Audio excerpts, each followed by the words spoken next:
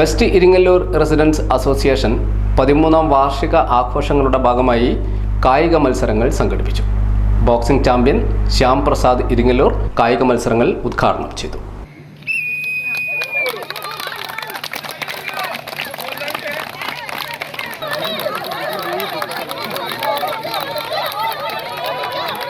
West Iringallur residence association ജനുവരി 5, ജനുവരി 11 തീയതികളിലായി വിവിധ കലാകായിക മത്സര പരിപാടികളാണ് 13ാം വാർഷിക ആഘോഷത്തിൻ്റെ ഭാഗമായി നടത്തുന്നത്.